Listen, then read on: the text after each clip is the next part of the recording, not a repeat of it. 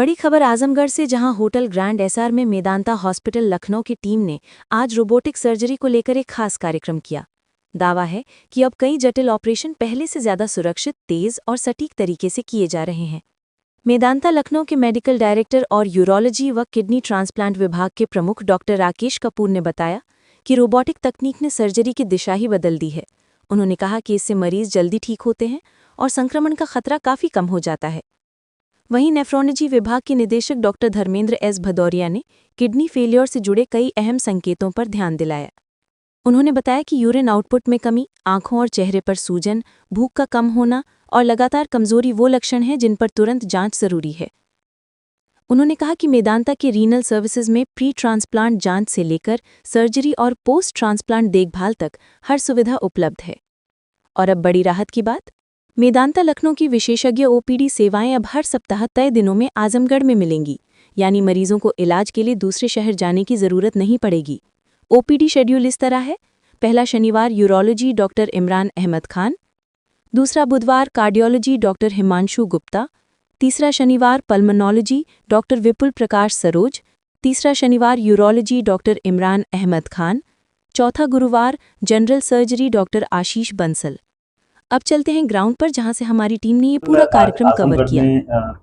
क्या बेस्ट देने की कोशिश है? पहले तो आप सब पत्रकार बंधुओं का मैं बहुत अभिनंदन करता हूं और मेदांता से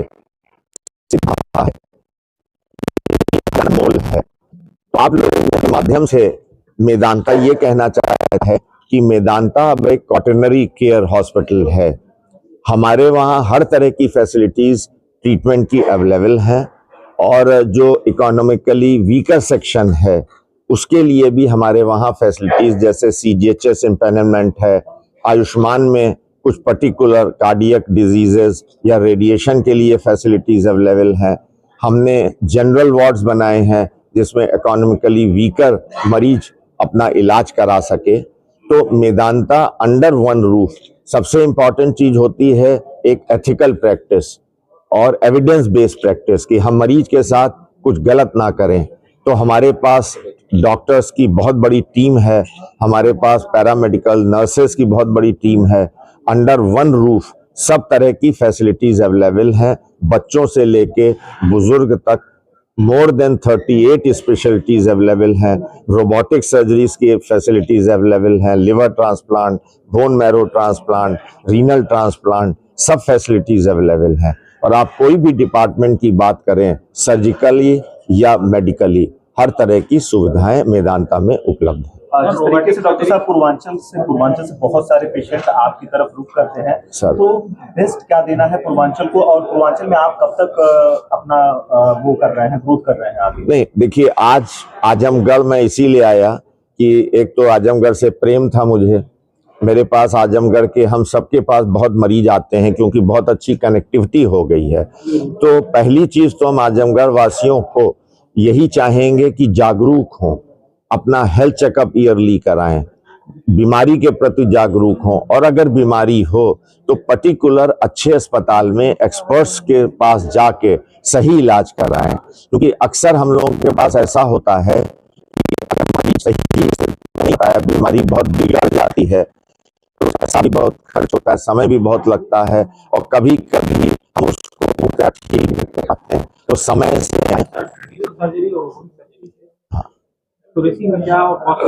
नहीं, कॉस्ट में बहुत अंतर है। देखिए, रोबोटिक सर्जरी की सबसे बड़ा फायदा ये है कि ये extended version of laparoscopic surgery है।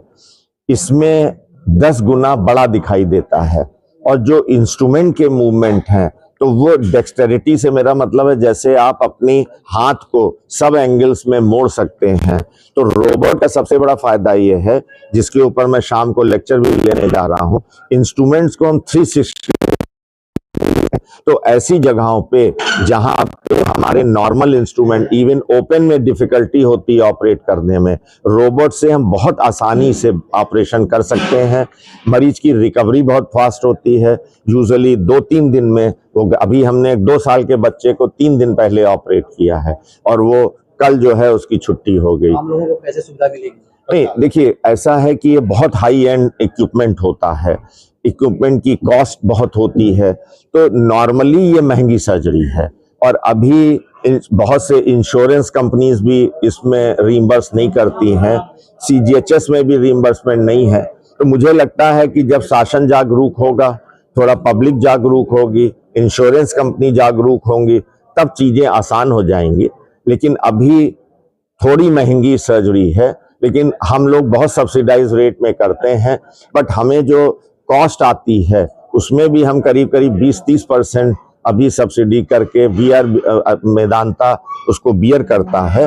लेकिन आने वाले समय में जब कुछ हमें उस पे सरकार की तरफ से, कंपनीज की तरफ से इसकी जब कॉस्ट घटेगी, तो मे भी ये बहुत चीपर हो जाएगा। लेकिन बहुत अच्छी विधि है, मरीजों को इससे बहुत फायदा है। आज आप अमेरिका की बात करें तो धीरे धीरे ओपन और लेप्रोस्कोपी सर्जरी कम होती जा रही हैं, ज्यादातर रोबोटिक सर्जरी ही होती है। सर, पत्रकारों के लिए क्या सुझाव मिलेगा? नहीं, अब ऐसा होता है कि ये हमारे मार्केटिंग वाले बताएंगे। हम लोग ऐसा होता है स्पेशल कार्ड इशू करते हैं और उसमें एक पर्टिकुलर 10% या वो डिस्काउंट देते हैं, क्योंकि इतने बड़े अस्पताल में सबसे बड़ी समस्या होती है उसको रन करना, मेंटेन करना। समस्या लखनऊ से तो आसान है। अब यहाँ से जब आप 1068 में आप एम्बुलेंस, तो पहले वो आजमगढ़ 3 घंटे लगा के आए, फिर लेके 3 घंटे जाए। और जैसा मैंने कहा कि कुछ बीमारियों में प्रथम 1 घंटा, जिसको हम गोल्डन आवर कहते हैं, एक्सीडेंट के बाद, स्ट्रोक के बाद, हार्ट अटैक के बाद, ब्रेन स्ट्रोक के बाद, तो ये गोल्डन आवर बहुत जरूरी है। तो ये आपके माध्यम से अगर कोई मरीज सिक है जिसमें नहीं है, अगर हमें हमारी सेवाएं चाहता है, तो हम 1068 पे कॉल करके हमारी 5G एम्बुलेंस या दूसरी तरह की एम्बुलेंस मरीज को पिकअप कर सकते हैं। जो महानगरों में सर आपका जैसे जा रहे हैं, तो क्या आजमगढ़ में भी कुछ ऐसा नहीं अब आएगा? देखिए, ऐसा है, सबसे जरूरी चीज होती है कि अस्पताल बनाना बहुत आसान है, सबसे जरूरी होती है उस अस्पताल को चलाने के लिए डॉक्टर्स। तो वो डॉक्टर मिलना गुड क्वालिटी, क्योंकि ये अस्पताल हम छोटे मोटे BMS या उन डॉक्टर्स को नहीं ले सकते हैं। हमको चाहिए एक्सपर्ट्स कि जो बढ़िया, मान लीजिए हम एक्सपर्ट ना हो और हम आपको उतना अच्छा रिजल्ट ना दे पाए, तो मेदांता का नाम खराब होता है, उसमें अक्रॉस द बोर्ड मेदांता का। तो आने वाले समय में डेफिनेटली अस्पताल आएंगे। और जो आर्थिक रूप से कमजोर जो लोग हैं उनके लिए क्या सर, मैंने बताया कि उनके लिए जैसे CGHS का हमने फैसिलिटीज दी हैं, ECHS है और आयुष्मान है, मुख्यमंत्री राहत कोष से हम उनको हेल्प आउट करते हैं। तो भाई जो आप जैसे, मैं पहले, इसके पहले PGI का डायरेक्टर था, PGI में अगर मैंने उस समय जब मैं मेदांता आया तो मुझे भी ये फीलिंग आई। लेकिन जैसे उस टाइम हमने एनालिसिस करी कि आप एक कार्डियक सर्जरी, बाईपास सर्जरी अगर PGI में कराते हैं, भले ही आपका 1 लाख रुपया पड़ता है, बट अगर हम टोटल कॉस्ट निकालें, गवर्नमेंट सब्सिडी देती है, मरीज 10 बार दौड़ता है, 10 दिन भर्ती रहता है, 10 बार घर वाले रहते हैं, तो वहां पे खर्चा हमारे से कम 1.5-2 गुना होता है। लेकिन गवर्नमेंट सब्सिडाइज, तनख्वाह गवर्नमेंट देती है, बत्ती का खर्चा देती है, नर्सों का खर्चा, इक्विपमेंट खरीदने का, इसलिए वहां सब्सिडाइज आपको दिखता है। लेकिन मुश्किल ये होती है कि PGI बेचारा कितना भार झोंक सकेगा। तो मेरी लोगों से यही है कि आप लोग जागरूक हो, इंश्योरेंस कराएं। आजकल हमारे वहां भी इंश्योरेंस कराने का बहुत ज्यादा प्रॉपर्टी नहीं है। बीमारियां ना छुपाएं। जैसे कई बार होता है कि इंश्योरेंस एजेंट आपका इंश्योरेंस कर देता है, वो कहता है ये मत बताओ मुझे डायबिटीज है, मुझे ब्लड प्रेशर है, या पहले पथरी का ऑपरेशन हुआ है। जब हमारे पास आता है तो हम जब हिस्ट्री लिखते हैं, हमें सब चीज लिखनी है। अब जब वो इंश्योरेंस से पैसे मांगता है, इंश्योरेंस कहता है आपने ये चीज छुपा दी।